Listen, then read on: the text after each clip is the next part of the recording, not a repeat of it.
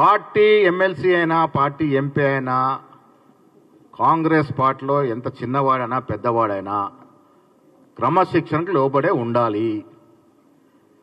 క్రమశిక్షణ తప్పినప్పుడు ఏం చేయాలో కమిషన్ కమిటీ చూసుకుంటుంది.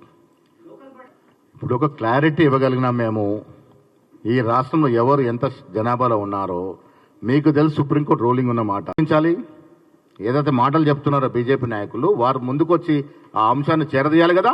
నిజంగా బీసీలో ప్రేమ ఉంటే మేము మాకు డెఫినెట్గా లేదా అది వెసులుబాటు తీసుకోవడానికే అది 9th or 10th షెడ్యూల్లో చేర్చాలనే కదా మా డిమాండ్. అధిగమించాల్సిన అధికారం ఎవరి చేతుల్లో ఉంది? మేము తీసి ఒలిసి మీ ముందర పెట్టాము.